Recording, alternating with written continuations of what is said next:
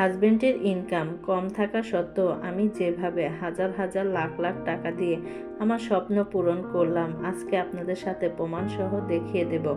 আসসালামু আলাইকুম এভরিওয়ান, আপনারা সবাই কেমন আছেন? আশা করি ভালো আছেন। আমিও আল্লাহর অশেষ রহমতে ভালো আছি। কাছে বা দূরে, দেশ এবং দেশের বাইরে যে যেখান থেকে আমার ভিডিওটা দেখছেন, আপনাদেরকে অসংখ্য ধন্যবাদ। আর ভিডিওটা দেখার শুরুতে একটা লাইক দিয়ে ভিডিওটা দেখা শুরু করবেন। আর যদি ভিডিওর কোনো অংশ ভালো লেগে যায় তাহলে অবশ্যই আমার চ্যানেলটা সাবস্ক্রাইব করে বেরিয়ে পড়লাম। আমি যেভাবে হাজার হাজার লাখ লাখ টাকা জমিয়ে আমার স্বপ্ন আমি পূরণ করেছি, হাজবেন্ডের ইনকাম কম থাকা সত্ত্বেও, সেটাই আজকে আপনাদের সাথে শেয়ার করব।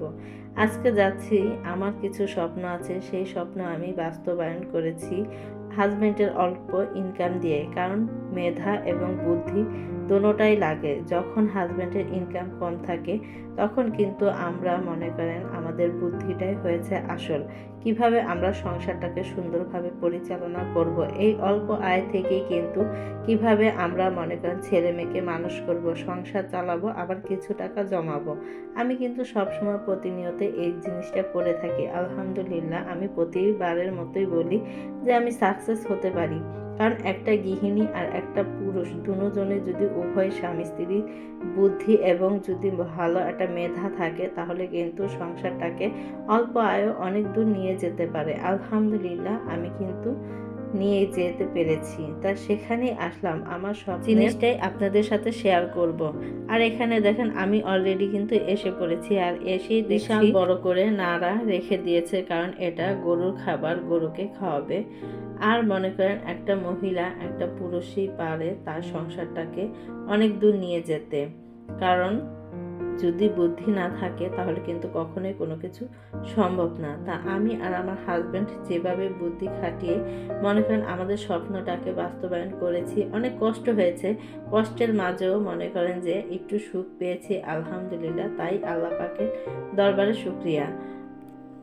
আমরা এসেই দেখছি যে এত সুন্দর সরিষা ক্ষেত হয়ে আছে, ফুলগুলো এত ভালো লাগছিল। তা দেখে আর মনে করেন এই দৃশ্যটা তো আর লোভ সামলাতে না পারার মতো। আমরা একটু ঢাকার সাইডে থাকি, একটু গ্রাম সাইডের দিকে আসলে কিন্তু এত ভালো লাগে, চোখ মন প্রাণ পুরোটাই জুড়িয়ে যায়। এক সাইডে সরিষা ক্ষেত, আর এক সাইডে কিন্তু আলুর ক্ষেত। তা বলেন তো কেমন হয় এমন দৃশ্য দেখলে? তখন কি নিজেকে আর কন্ট্রোলে রাখা যায়? তা আমিও পারিনি, আমিও মনে হচ্ছে যে সরিষা ক্ষেতের মাঝে বিলিয়ে যাই। তা আলহামদুলিল্লাহ আমিও নিজেকে সরিষা ক্ষেতের ভিতরেই বিলিয়ে দিয়েছি। এই তো দেখেন এত সুন্দর, প্রচুর পরিমাণে বাতাস, কি বলবো। আর এত ভালো লাগছিল, চারিদিকটাই খুবই সুন্দর লাগছিল আলহামদুলিল্লাহ। মনে করেন আমি কি বলবো, আসছি বাসা থেকে দুপুরবেলায় ভাতটা খেয়েই দুপুরের খাবারটা খেয়েই মনে করেন যে বেরিয়ে পড়েছি। আসতে আধা ঘন্টা লেগেছে আমাদের বাসা থেকে। এখন কিন্তু 3টা বাজে, মিষ্টি মিষ্টি রোদ, এত ভালো লাগছিল। 3টা 3:30টার মতো হবে এরকম, খুবই ভালো লাগছিল। আর বাতাসটাও মনে করেন যে এত ভালো লাগছিল। এখানে দেখেন আলুর ক্ষেত, আলুর পাতাগুলো কিন্তু অনেক সুন্দরভাবে কিন্তু বাতাসে দোলছিল। তারপর আবার এই জায়গাটাও খুবই ভালো লাগছিল। আমি আর আদানের বাবা বললাম আমরা যদি ইচ্ছা করি তাহলে কিন্তু অনেক কিছুই করতে পারি। আলহামদুলিল্লাহ, হাজবেন্ডের অল্প ইনকামে আমি কিন্তু স্বামী সংসার নিয়ে আলহামদুলিল্লাহ খুবই ভালো আছি। আল্লাহ পাকের দরবারে শুকরিয়া। অল্প আয়ে সংসার চালাতে গেলে কিন্তু অল্প অল্প করে আমাদের সঞ্চয় করতে হবে। একবারে করলে কিন্তু আমরা কোনো কিছুই পারবো না। মনে করেন অল্প অল্প করে সংসারটাকেও আমাকে ঠিক রাখতে হবে, ছেলে মেয়েকেও পড়াতে হবে। আমি আগেও একবার বলেছি, আবার কিছু ভবিষ্যতের জন্য কিছু সঞ্চয় করতে হবে। তা আলহামদুলিল্লাহ আমি করেছি। আমার এই তো দেখেন স্বপ্নের জায়গায় আমি এসে পড়েছি। আমি কিন্তু একটু একটু করে অনেক কষ্ট করে কিন্তু আমি এই তো আমার জায়গাটায় আমি এসে দাঁড়াতে পেরেছি আলহামদুলিল্লাহ। আল্লাহ পাকের দরবারে শুকরিয়া। কারণ অনেক কষ্ট করে এই জায়গাটা কিনেছি, একবারে কিন্তু আমাদের পক্ষে মধ্যবিত্তদের কেনা সম্ভব না। আমি অনেক মনে করেন আমার বিয়ে হয়েছে যত বছর ধরে, তত বছর ধরে কিন্তু আমি অল্প অল্প করে টাকা জমিয়ে ব্যাংকে রেখে তারপর কিন্তু আমি এই জায়গাটা কিনেছি। দেখেন আমার জায়গার ভিতরে আলহামদুলিল্লাহ মাশাআল্লাহ আলুর ক্ষেত করেছে। আর আমি কিন্তু প্রত্যেক বছরই এখান থেকে আলু নিয়ে থাকি। এটা কিন্তু ঢাকা শহরের ভিতরে, এটা হয়েছে নিউ ঢাকা কেরানীগঞ্জে। আমাদের বাসা থেকে আধা ঘন্টা রাস্তা, বেশি দূর না। মনে করেন আমরা আসছি প্রায় 3টার দিক দিয়ে মনে হয় আমরা রওনা দিয়েছি। আস্তে আস্তে আমাদের 3:30 বেজে গেছে। আর এই তো দেখেন এই ভাইটা আমাদের ক্ষেতে আলু চাষ করে। যখন আলুর মনে করেন ওঠায় তখন কিন্তু আমাদেরকে ডাক দেয় আলু নেওয়ার জন্য। তা আমি আর আদনানের বাবা এসে কিন্তু আলু নিয়ে যাই। যখন আলু উঠাবে তখনও আমি আপনাদের সাথে শেয়ার করব। এই ভাইটাই মনে করেন যে আমাদের ক্ষেতটা পুরা দেখাশোনা করে, যখন যা লাগে তখন সে চাষ করে থাকে। এই ভাইয়ের কাছে দিয়েছি। এই তো আমার জমিতে কিন্তু আমি নেমে পড়েছি, আমার স্বপ্নের জায়গা। এই জায়গাটা দেখেন মেন রোডের সাইডে, অত ভিতরে না। ওই তো দেখেন একটা ফ্যাক্টরির সাথে কিন্তু মেন রাস্তার মনে করেন 3-4 প্লটের পরে আমার প্লট, একবারে কিন্তু মেন রোডের সাথেই, বেশি ভিতরে না।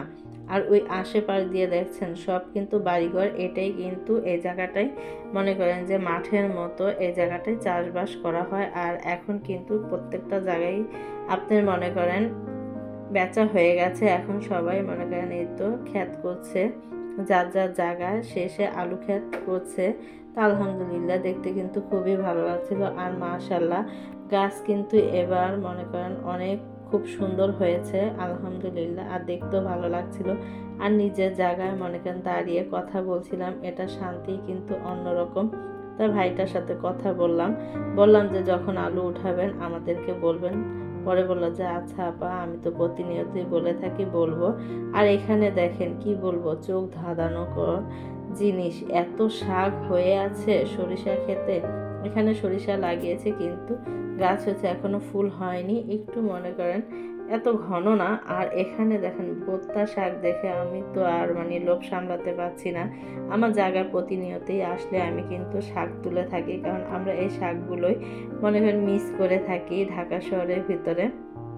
আর এত সুন্দর শাক দেখে দেখেন আমি কিন্তু অলরেডি তোলা স্টার্ট করে দিয়েছি। আর বাসা থেকে কিন্তু একটা ব্যাগও নিয়ে এসেছি। আমি প্রত্যেকবারই আমার এই জায়গাটা আসলে আমি কিন্তু একটা ব্যাগ নিয়ে আসি, কারণ কি শাক তোলার জন্য। আর এই শাকগুলোই কিন্তু মনে করেন অরিজিনাল শাক, এমনিতেই হয়ে আছে। আর দেখতে যেদিকে মনে করেন হাত দিচ্ছি সেই দিকে মনে করেন শাক দিয়ে ভরা। কি বলবো, এত ভালো লাগছিল। তা আমি কিন্তু অনেকগুলো শাকই নিয়ে আসছি, তা সেটাও আপনাদের সাথে শেয়ার করব। আর আমি কিভাবে এত কষ্ট করে মনে করেন অল্প অল্প টাকা জমিয়ে সঞ্চয় করে আমি এত লাখ লাখ টাকা জিনিস কিনলাম। আমার যখন বিয়ে হয়েছে তখন কিন্তু আদনানের বাবা আমাকে একটা 500 টাকা করে একটা অ্যাকাউন্ট করে দিয়েছে। সেই অ্যাকাউন্ট কিন্তু আমার মনে করেন প্রায় 5 বছর হয়েছে পরে দিয়ে। তখন আমি অ্যাকাউন্টটা কি করি, ভাঙার পরে ওই অ্যাকাউন্টের টাকাটা আমি আবার খরচ করি না। ওই টাকাটা আমি আবার কি করেছি, পোস্ট অফিসে রেখেছি। পোস্ট অফিস থেকে আমাকে যে মুনাফাটা দিয়েছে সেই মুনাফাটা আমি আবার মনে করেন ব্যাংকে আবার আরেকটা অ্যাকাউন্ট করেছি। এইভাবেই কিন্তু আমি আস্তে আস্তে তিল করে তারপর কিন্তু আমি লাখ লাখ টাকার মুখ দেখেছি। এবং আলহামদুলিল্লাহ আমি জায়গাটাও কিনেছি। সংসারের খরচ থেকেও কিন্তু টাকা জমানো যায়, এবং আমি জমিয়েছি। মাসে যে আমাকে খরচটা দেয় ওখান থেকে আমি 2 থেকে 3 হাজার টাকা আলাদা করে রাখি সব সময়, এখনও রাখি। ওই টাকাটা থেকে যখন আমার দরকার বেশি লাগে তখন আমি ভাঙি, আর যদি দরকার না লাগে তখন আমার ভাঙা লাগে না। ওই টাকাটা কিন্তু আমার জমা হয়। জমা হলে বেশিরভাগ ক্ষেত্রে দেখা যায় কি, আমার নিজের যে চাহিদাগুলো আছে ওইগুলো বেশিরভাগই পূরণ করা হয়, কিন্তু ব্যাংকে খুব কম রাখা হয়। ব্যাংকে মনে করেন পোস্ট অফিসের টাকাটা দিয়ে আপনার মনে করেন আমার অ্যাকাউন্টটা চলতো। আলহামদুলিল্লাহ আমি এক সময় এক করে কিন্তু অনেক টাকারই সম্মুখীন দেখেছি। দেখার পরে আমি এই জায়গাটা কিনেছি।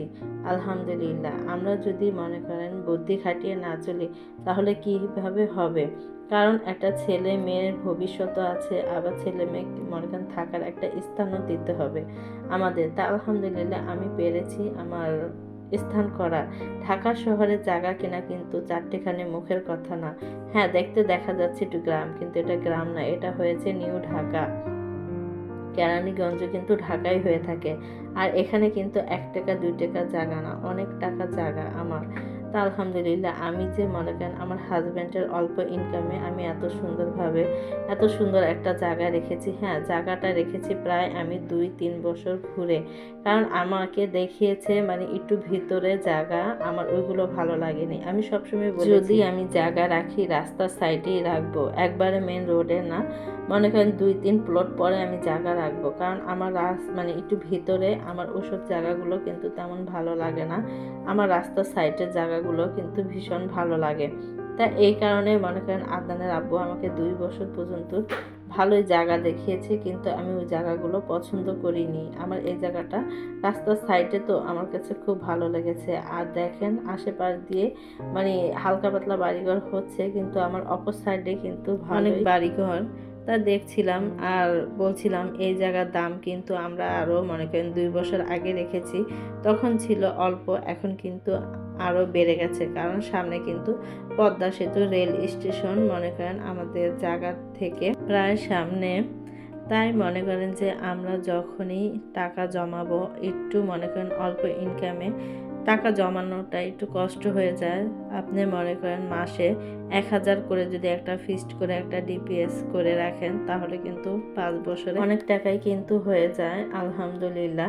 সেই টাকাটা কিন্তু আপনি পোস্ট অফিসে রেখে ওখান থেকে যেই মনে করেন মুনাফাটা দিবে, সেই মুনাফাটা আপনি আবার কি করে আরেকটা অ্যাকাউন্ট করতে পারেন। এখান থেকে কিন্তু আপনার আস্তে আস্তে আপনার অল্প অল্প টাকা থেকে কিন্তু আপনি অনেক টাকার সম্মুখীন হতে পারবেন। এবং সংসার জীবনটা এমন, মেধা এবং শক্তি যদি আপনি না খাটাতে পারেন তাহলে কিন্তু কোনো কিছু করতে পারবেন না। হ্যাঁ, আমরা মনে করেন অল্প ইনকাম বলতে পারেন যে অল্প ইনকামে খাবো নাকি ছেলে মেয়েদের পড়াবো না টাকা পয়সা জমাবো, তা আমাদের যদি ইচ্ছা শক্তি থাকে তাহলে কিন্তু আমরা সব কিছুই করতে পারি।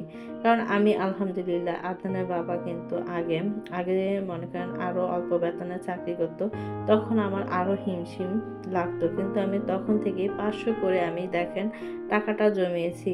আর ওখান থেকে আমি মনে করেন যে সফলতা লাভ পেয়েছি আস্তে আস্তে করেই, কিন্তু 500 টাকা থেকেই কিন্তু আমার লাখ লাখ টাকা হয়নি, আমার কিন্তু আস্তে আস্তে করে হয়েছে। প্রায় আমার 10-12 বছর ধরে বিয়ে হয়েছে, সেখান থেকে মনে করেন আমি এত দূর আসতে পেরেছি। আমি কিন্তু এত তাড়াতাড়ি আসিনি। তাই সবাই মনে করেন যে অল্প অল্প করে টাকা জমালেও কিন্তু সফলতার মুখ দেখা যায়। আমি যেমন অল্প অল্প করে টাকা জমিয়ে এখন জায়গা কিনেছি এবং মাথা গোঁজা ঠাঁই হয়েছে। তাই এটাই অনেক। একটা ঢাকা শহরে একটা মনে করেন যে বাসা বাড়ি আমাদের 15,000 টাকার মতো পড়ে যায়। তা ওই টাকাটা দিয়ে কিন্তু মনে করেন আমার নিজের যদি একটু জায়গা থাকে, সেখানে কিন্তু আমার ধরেন যে টিন সেট করেও থাকলেও আমার অনেক টাকা সেভ হয়ে যায়। 15,000 টাকা দিয়ে কিন্তু আমাদের মধ্যবিত্তদের মনে করেন আপনার পুরা মাসটা সুন্দরভাবে চলে যায়। আর সেখানে কিন্তু আমাদের বাসা ভাড়াই দিতে হয় 15,000 টাকা। তাই অতএব অনেকে বলতে পারেন যে আমাদের মনে করেন এখন এই অল্প টাকায় খাবো না, জমাবো, আবার মনে করেন জায়গা কিনবো, এত অসম্ভব। কিন্তু অসম্ভবকে সম্ভব করা যায় যদি বুদ্ধি থাকে। ওই তো বললাম যে অল্প অল্প করে টাকা জমিয়ে তারপর মনে করেন যে আপনি অনেক টাকার মুখ দেখতে পারবেন। আমি এত তাড়াতাড়ি দেখি, অনেক কষ্ট করে সংসারটাকে সুন্দরভাবে পরিচালনা করে অনেক বুদ্ধি খাটিয়ে তারপর মনে করেন অল্প অল্প করে তিল তিল করে আজকে আমি এত দূর এসেছি। তাই কি কারণে বুদ্ধি করে চলেছি দেখে মনে করেন এই কারণে আমি এতদূর আসতে পেরেছি। তাই আমরা সবাই যদি একটু বুদ্ধি খাটিয়ে চলি, অল্প ইনকামেও কিন্তু আমরা ভালো থাকতে পারবো আলহামদুলিল্লাহ। দেখেন আমি কিন্তু জায়গা থেকে এসে পড়েছি, অলরেডি আমাদের এলাকায় এসে পড়েছি। এখন বেকারি থেকে ছেলের জন্য কিছু নাস্তা কিনে নিয়ে যাচ্ছি, কারণ আমরা বাইরে কিছুই খাইনি, কারণ সন্ধ্যা হয়ে গেছে। তারপর কিন্তু আমরা মনে করেন এসে পড়েছি, আর ছেলেকে নিয়ে বাহিরে আর কি খাবো, তাই কিছু খেতে ইচ্ছে করেনি, তাই ছেলের জন্য নাস্তা নিয়ে এসেছি। আর এখানে দেখেন শাক তুলেছি, সেগুলোই আম্মা আবার ঢাল ছিল ব্যাগ থেকে শ্রেণীর ভিতরে। তাই আলহামদুলিল্লাহ একটা শাকই তুলেছি। শাকগুলো মানে মাশাআল্লাহ খুবই টাটকা ছিল আর ছোট ছোট ছিল, তো মানে খুব সুন্দর শাকগুলো। আর সাথে কিছু সরিষা ফুলও নিয়ে আসছি বড়া খাওয়ার জন্য। ডাল দিয়ে বড়া বানালে কিন্তু খুবই মজা লাগে। তাই যে আঙ্কেলটা পানি দিচ্ছিল আলু খেতে, সে আঙ্কেলটার সরিষা খেতে আবার পাশে ছিল, তার থেকে চেয়ে কিছু সরিষা ফুল তুলে এনেছি। আর এই তো দেখেন সেগুলোই মনে করেন যে ডাল দিয়ে বড়া বানিয়ে দেব। আর এখানে এই তো এই রোলগুলো কিনে এনেছি 3টা, আর স্যান্ডউইচ কিনে এনেছি, আর 2টা কেক কিনে এনেছি। আদনান আবার চকলেট কেকটা খুব পছন্দ করে, তাই আমি বললাম যে আমি যেভাবে মনে করেন আমার স্বপ্ন বাস্তবায়ন করেছি, অনেক কষ্ট করে করেছি, একভাবে তো আর করা যায়নি। আমার খুব আস্তে আস্তে অল্প অল্প টাকা জমিয়ে তারপর মনে করেন আমি আমার স্বপ্ন পূরণ করেছি, আলহামদুলিল্লাহ। একটা স্বপ্ন পূরণ করা যায় যখন তার ইচ্ছা শক্তি থাকে। হোক না হাজব্যান্ডের অল্প ইনকাম, যদি একটু বুদ্ধি খাটিয়ে আমরা চলতে পারি তাহলে কিন্তু আমরা সফলতার মুখ দেখতে পারি। আলহামদুলিল্লাহ, আমার স্বামীর মনে করেন চিন্তা ভাবনা আমার চিন্তা ভাবনা সেম, এই কারণে মনে করেন আমি আর একটু এগিয়ে যেতে পেরেছি। আল্লাহ পাকের অশেষ রহমত। স্বামী স্ত্রী কিন্তু উভয়েই কিন্তু সমান পরিমাণে মনে করেন একটা সংসারের পিছনে ভূমিকা থাকে। যদি ওই ভূমিকাটা মনে করেন ভালোভাবে পরিচালনা না করতে পারে তাহলে কিন্তু সফলতা আসে না। একটা স্ত্রীরই দায়িত্ব না, সাথে কিন্তু হাজব্যান্ডেরও দায়িত্ব আছে, আর হাজব্যান্ডের দায়িত্ব এবং ভূমিকাটাই কিন্তু অনেক।